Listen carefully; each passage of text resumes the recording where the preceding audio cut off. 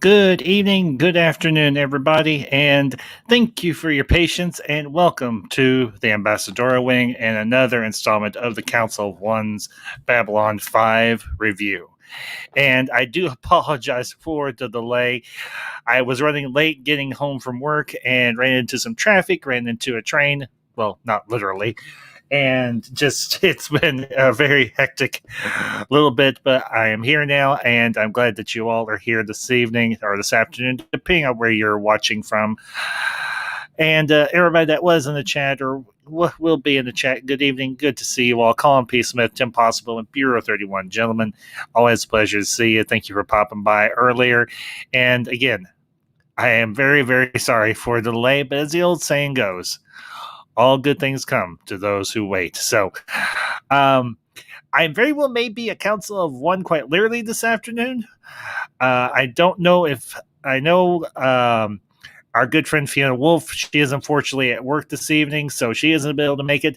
Our good friend Mountains of Elysium, he is currently on holiday, and I'm waiting to see if our other good friend Lord Koj will be joining me this evening. But I do have a video that my fellow council member Fiona Wolf was kind enough to put together for this evening's stream, and I'm going to pop it up here in just a minute, and we'll listen to what she had to say. But we're going to be going over the episode Falling Towards Apotheosis, and I will say honestly, this is by far one of my favorite episodes of season 4 of Babylon 5. It is very much an action-packed episode, but it is also very much it's got a lot of world building for the future of the B5 universe in particular. So, that all being said, I'm going to go ahead and we're going to pull up Fiona's video here and listen to what she has to say, and then I will give you all my thoughts on the episode, and we'll go from there. So, anyway. Give me just 1 second, folks, and we will get this going. All right. All right, here we go. And for those of you that might be hearing in the background, that is the ambassadorial cat that's playing with and well, he is not here with me, but he is here in the chat. Our good friend and fellow council member, Mountains of Elysium. Elysium, good to see you, bud, and hope you're enjoying your holiday, even though it is insanely hot over in Spain. If it makes you feel any better whatsoever, Elysium, it is very, very hot here over in the States, particularly in my neck of the woods of Indiana. So, but yeah. It's just as hot here as over there, but at least maybe you're seeing some nice scenery, I hope. And again, I apologize for the cat. He's going to do what cats do. Cats don't care about live streams. They just do their thing. But give me 1 second, and I'm going to, like I said, I'm going to bring up Fiona's video that she put together for us for this evening, and we'll give her due time. Okay, hang on. Let me check something here.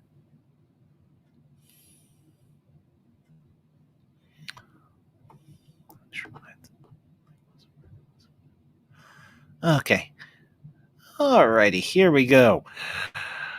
And I hope that the audio is high enough. If it isn't, please let me know, folks. But here is Fiona Wolf's thoughts on Falling Towards Apotheosis. All right, so this is my little contribution today, since I'll be stuck at work provided I mess up the title, but Falling Toward Apotheosis. I think that's how you say it. Yep. Mm-hmm.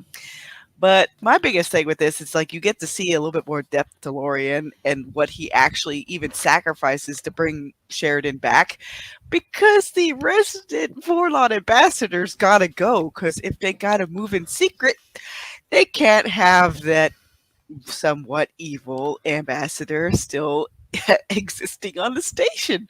So he has to be evicted. Woo! And evicted he is. Oh my.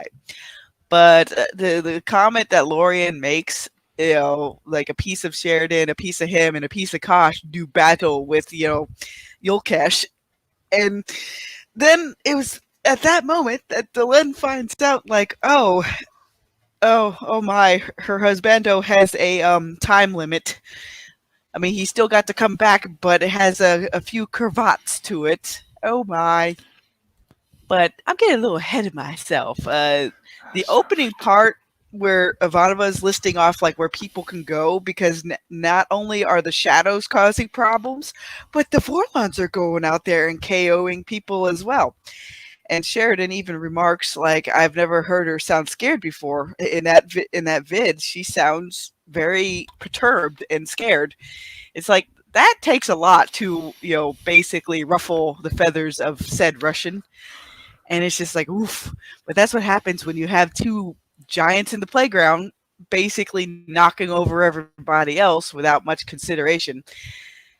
Which is why when it comes to like defeating a faction kind of like that, where you're hopelessly outmatched tech-wise, it does really have to come down to being an ideological war and getting them to realize, like, hey, you're not proper caretakers anymore.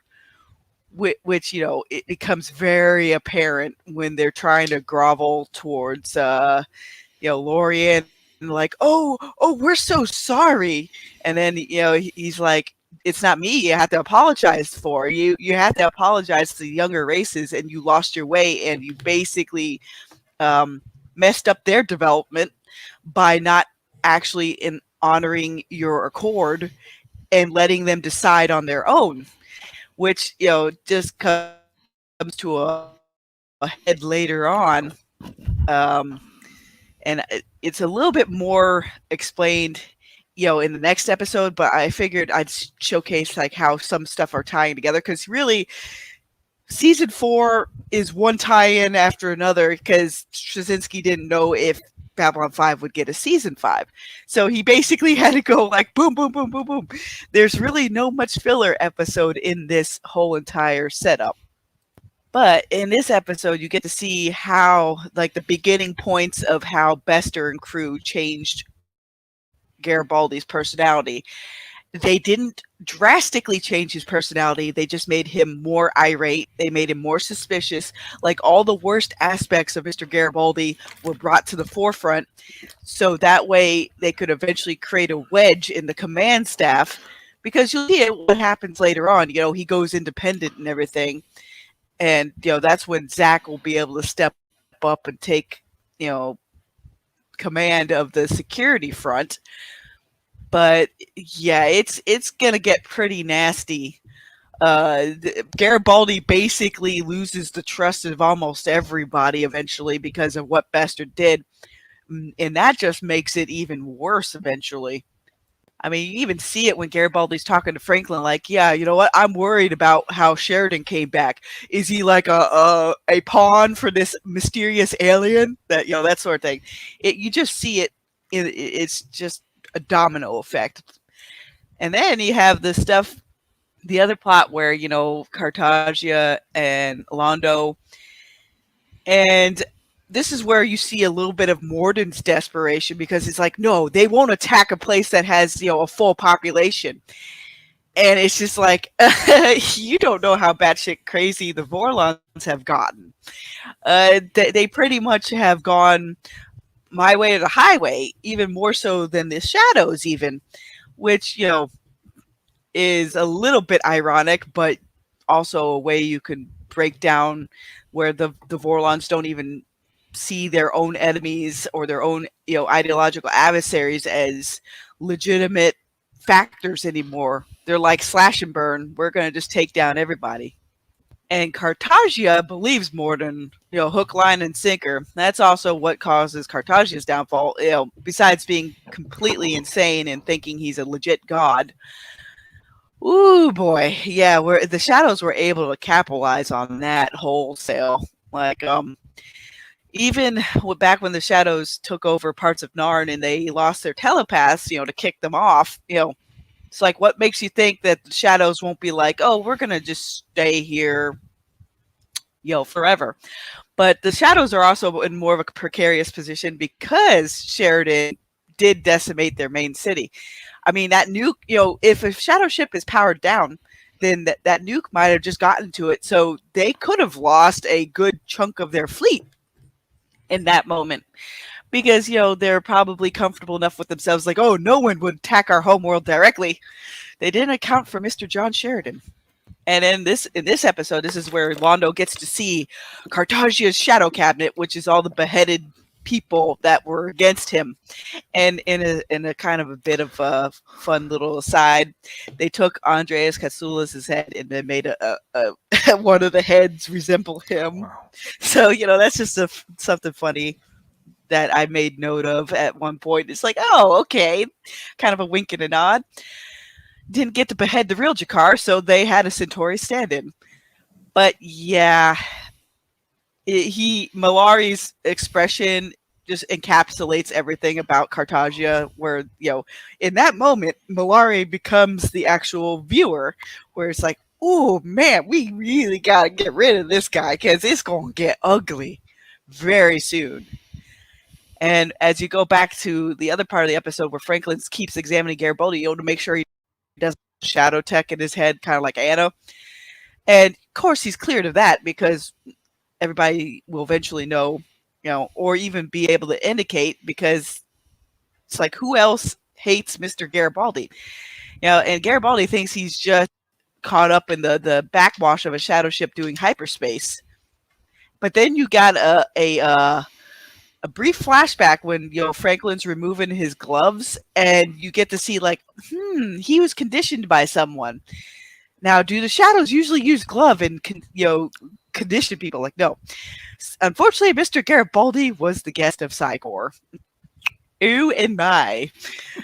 But yeah, it just showcases that there's, like, even if you haven't watched it yet, there's just little bits of foreshadowing that'll pop up later. Like, at one point, Garibaldi is sent, like, signals to exasperate the situation further, to make him more suspicious and everything. And then at one point, he erases the little, like, neutral face that he drew on his bathroom window. And it's just, again, little hints and bits of, like, oh my God, Buster turned him into a puppet.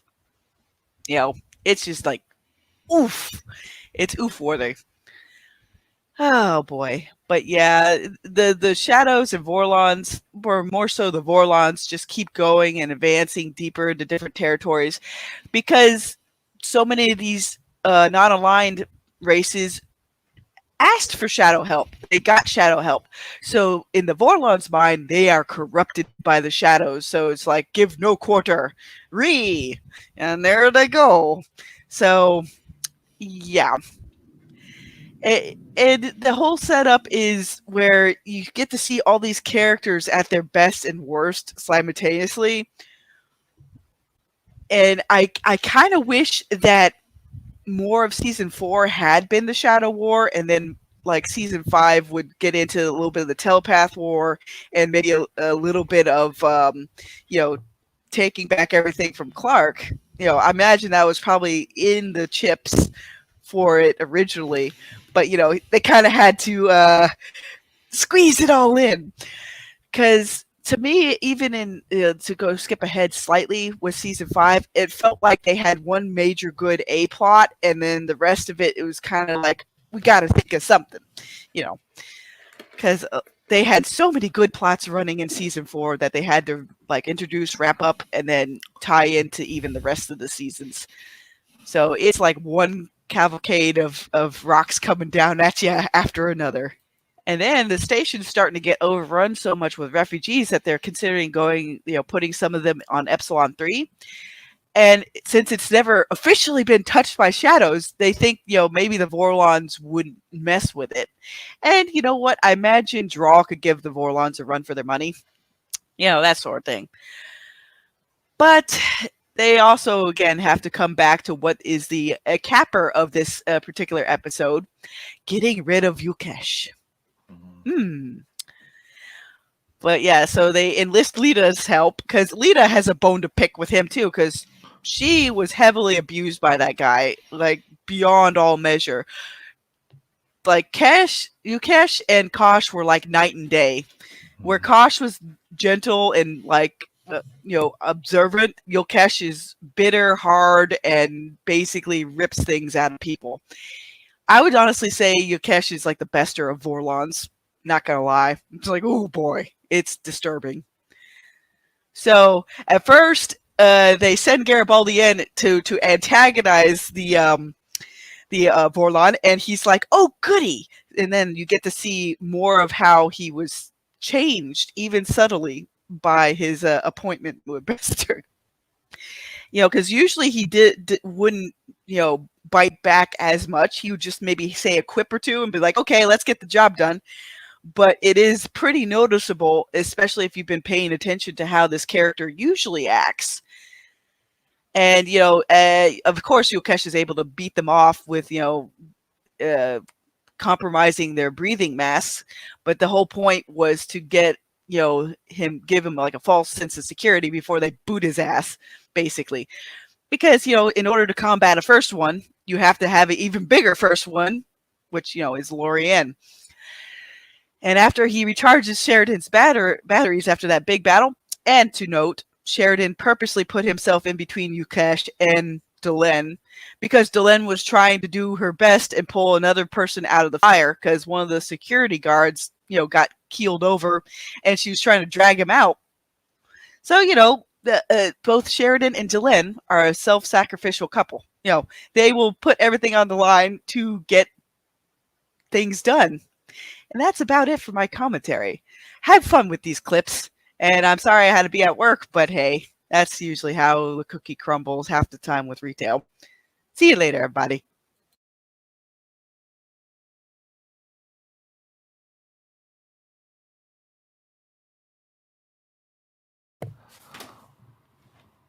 Well,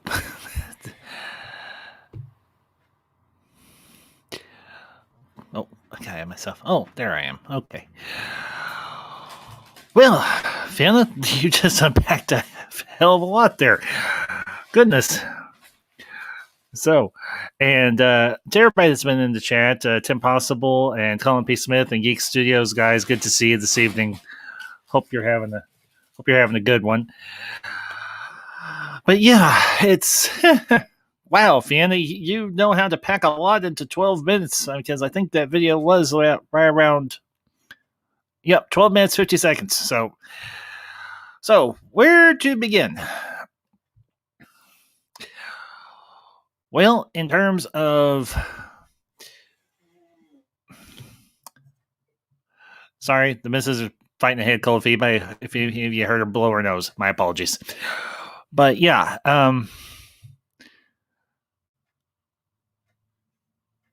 okay, sci-fi, that's fine, bud.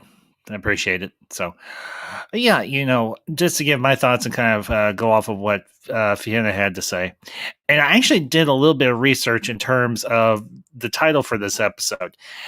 An apotheosis is actually a culmination, a climax, or a culmination point for an event. And if you consider what goes on in this episode, this seems very appropriate in terms of what happens in this episode.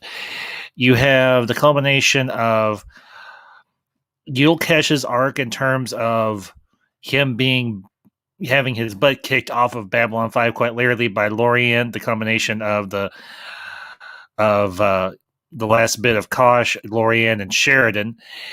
And you have Kosh's final death, quote unquote, which honestly I found very interesting.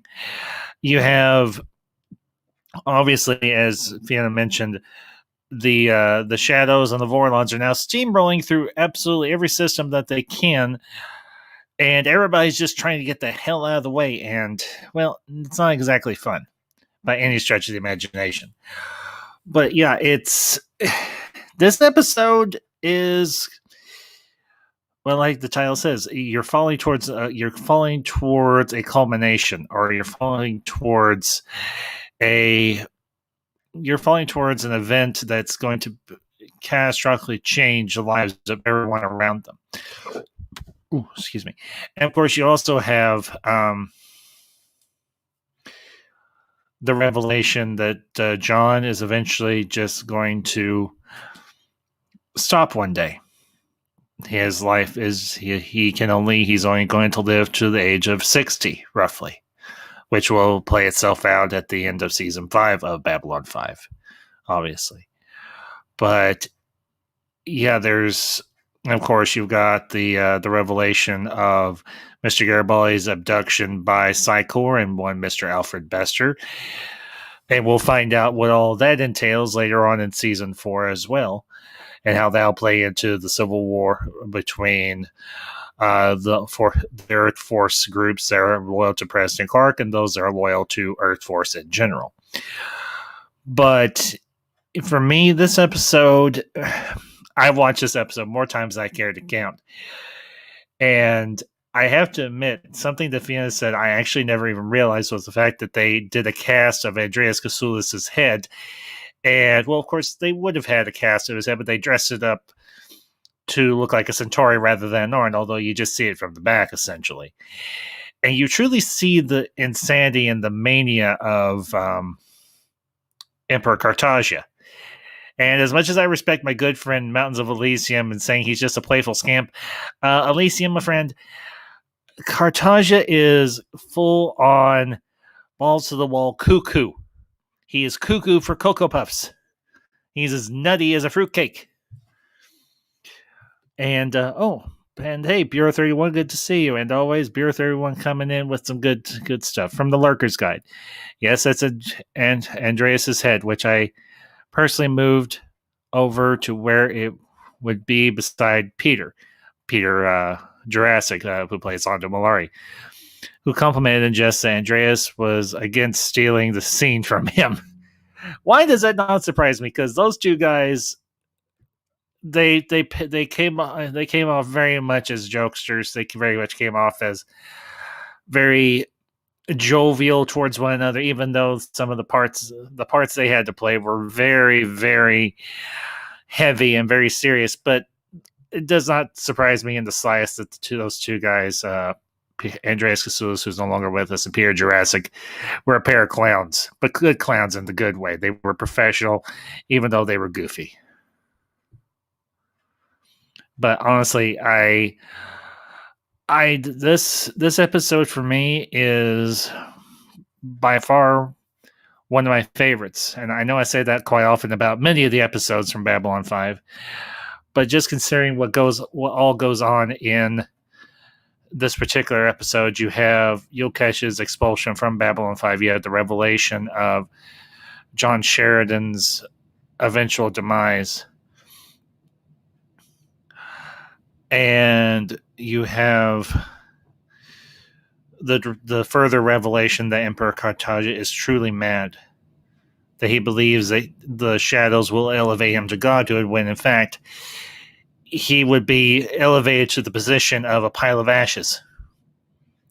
Because that's essentially what Centauri Prime would turn into when either the Shadows or the Vorlons came to destroy the planet.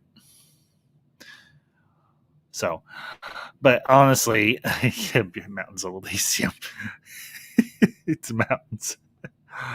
Yes, Cartagia is nuttier than the squirrel's bank account.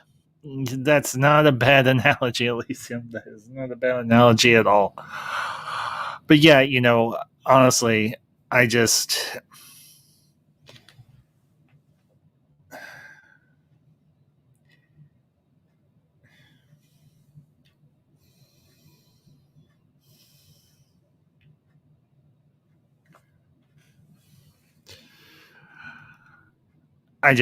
it's fascinating to me that after all these years, this series just continues to impress me more and more. And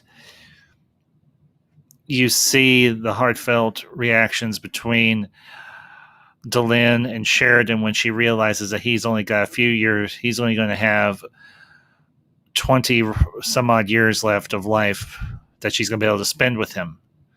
And so many of those years are going to be spent in conflict and stress and just upheaval.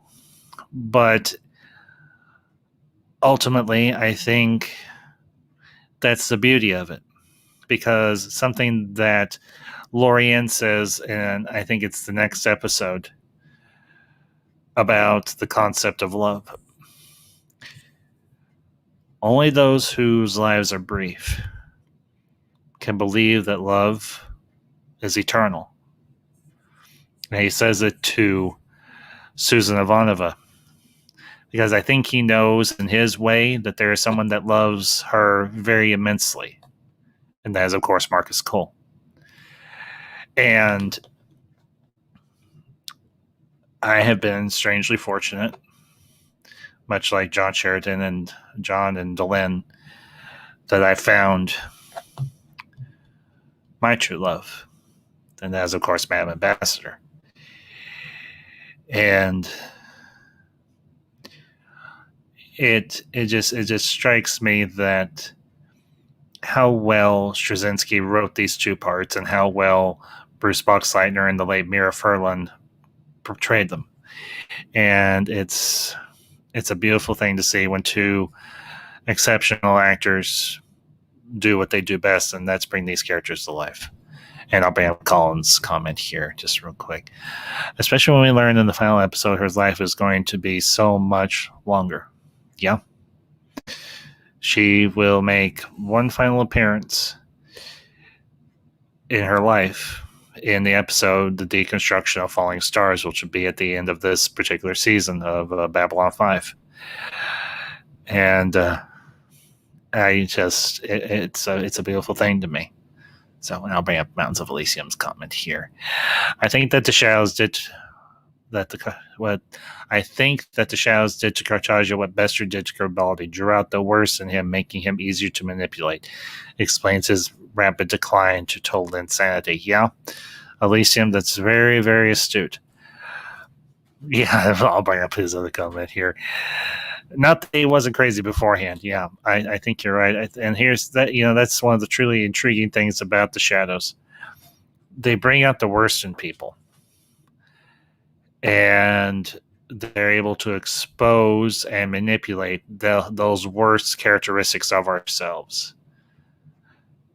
And they're able to twist and bend people to their will to get them to do what they want. And we have to be always on guard to not allow others to do the same things to us. It's not often easy, but for me, it's a very slippery slope if we allow those around us to manipulate us to their own ends rather than keeping what is truly important and exceptional about ourselves. And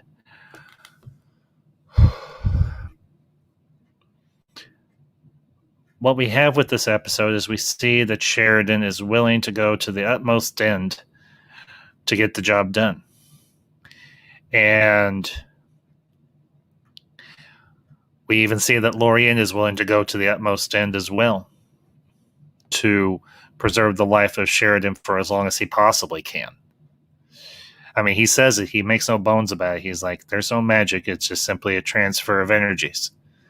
He's like, I cannot recreate life, but I can enhance it. I can strengthen it, and I can, to a certain degree, reignite it.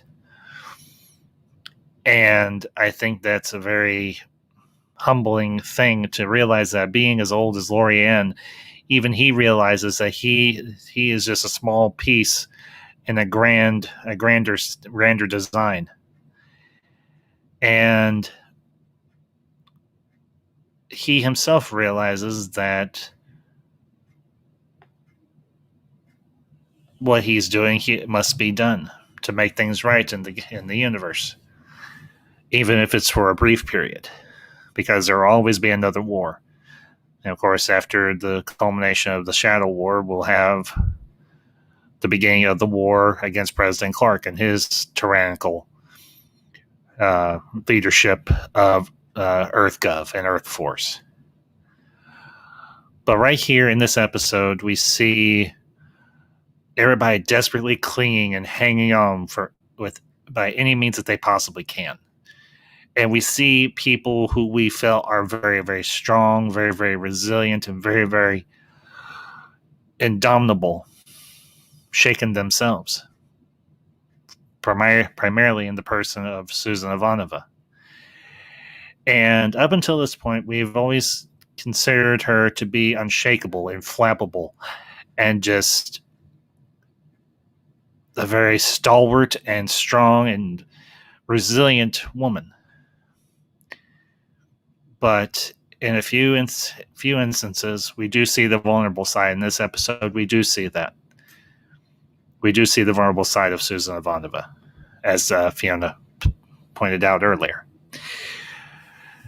Which brings me to the situation with Mr. Garibaldi and the rest of the command staff that Fiona did allude to in her video. It very much did a very good breakdown on. And we see that Garibaldi's suspicions and Garibaldi's worst instincts and characteristics have been brought to the forefront by the Shadows and by Psychor. And he's suspicious of a being that's quite literally billions of years old. And you have to ask yourself, well, what exactly are you going to do about it, Michael? Shoot a PPG at him? All he'll do is turn into a big ball of energy and just go, okay, what else you got? Because I have a very distinct impression that there's very little that can actually hurt Lorian. Yeah, and I'll bring up Colin's comment here. And let's see. And as we see in Deconstruction, war goes on over the centuries. Yeah, Colin, that's unfortunately true. But it's what. Hang on one second. No. Okay. It's unfortunately the nature of humanity. We are always in conflict. We are always at war with ourselves and with others. And when I say ourselves, I mean internally. We are always at war with one another. And, hey, here is making his first time appearance to the Council of Ones, the one and the only Sci-Fi Nation. Sci-Fi. Hey. Good evening. Sorry, I had to reboot my computer. Actually, I had to run down to my hardware store 2 doors down, get a new cable for my mic, which we had one. Okay. Thankfully, it's only a USB printer cable that it takes. Gotcha. And then I had to reboot the computer, so I would have been here sooner, though. No, it's okay, Sci-Fi. I understand. Believe me, my computer was rebooting and updating and everything itself and everything when I got home just a little while ago, as I said, because that's why I was running so late. It's because I was running late getting home, and I was like, Bama Bastard told me, your computer's still uploading. I was like, or updating. I was like, well, son of a gun. So I went ahead and I was like, I'm hoping the audio is okay. I hope everybody's been able to understand me. So, I can hear you just fine. Maybe a slight robot, but it's few and far between. So yeah, okay. You're doing good tonight. Okay. Well, Sci-Fi, I've been going on for a little bit here. I'm assuming you have you seen all 5 seasons of B5? I have, but it's been a little while, so the details are going to be a bit fuzzy. But I do know what you were talking about earlier. Okay. Not like it's what was Sheridan and everything going on. Yeah. This is the episode in season 4 called "Falling Towards Apotheosis," where I'm assuming you got to listen to the majority of Fiona's video that she recorded for me or for us tonight. I was listening to it. Okay, good. I was slightly distracted trying to get the mic to work and all that, but yeah, I was listening to it. Okay. Well, any of your thoughts on what she had to say, or just on the video in general? So I think she had a really good breakdown of what was going on. You know, a very good analytical type of breakdown, and you know, I can't go into specifics about what she said. Like I said, I was kind of half distracted, but yeah, it really sounded like she had definitely researched the episode and had a good grasp of what was going on. Yeah, she always does. When she's here, she's always on point. She's always bringing up stuff from the Lurker's Guide and so on. But yeah, it's what she did with that video in 12 minutes. I greatly appreciate it more than y'all realize. So, but well, let me just ask you, Sci-Fi, because I'm not going to go for super long. I'm not going to go for too much longer because I've got a few other things to take care of tonight. But I want to give you the opportunity to just kind of share your thoughts on season 4 of B5 and everything. And if you got anything you want to comment on with this episode in particular, the floor is yours. Go for it. Well, I was going to say, the way season 4 played out, I'm glad they had season 5. Just because of the way, I'm not going to spoil anything, but because of the way they left it. Yeah. I was really hoping for season 6. I'm not sure if we got that or not, but I don't think. No, we never did. We got the one and only season of Crusade, and we got a couple of TV movies that kind of wrapped everything up, but we never got anything more than that. Crusade, was that the one with the Rangers, or was that a different one? There was the short-lived series called Legend of the Rangers, but no, Crusade was the one that took place after the one TV movie dealing with the end of the Drakh War and the Drakh putting the virus into the Earth atmosphere and everything that was going to eventually kill all of humanity. See, it's been so long since I've watched the actual season. I'm doing the watch parties. I'm only in season 1 right now. So yeah, no, I got you. I hear you, bud. I hear you. It's going to take me a little while to catch back up to it. No, I understand. I don't like to watch too far ahead, especially when I'm doing my watch parties, because I know what's going to happen, and I have to act excited, when I see something on the screen that I want to react to. So right, I hear you. So, well, anyway,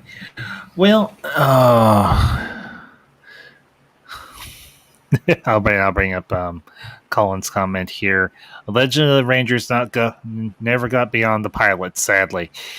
Yeah, I've heard mixed reviews on Legends of the Rangers, Colin. So I can honestly I say this with all honesty, I never got a chance to watch it, so I can't really comment on it all that much. So, I'm probably not going to be doing any type of review on it because, one, I don't have it. I don't have access to it, and two, it's probably hard as hell to find as it is. So, but I've got a few ways for you to find things that you don't have to pay to watch. I got you. No, but I got you. I'm not going to throw it out there for the whole world. No, that's fine. No, that's fine, dude. That's fine. There is a way to find stuff to watch that's hard to find elsewhere. You should say. Yeah, I got you. No, I follow you exactly. Yeah. So.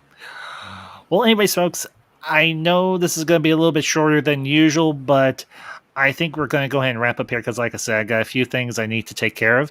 But Sci-Fi, I appreciate you coming on for the little bit that you got a chance to come on, and hope we can have you back again. And I'll have to let me know ahead of time what episode you're reviewing, sure. I'll watch it. That way I can actually be in the loop with the conversation. Yeah, absolutely. Yeah, I will most certainly do that. So, but anyways, folks, I want to thank you all for tuning in today.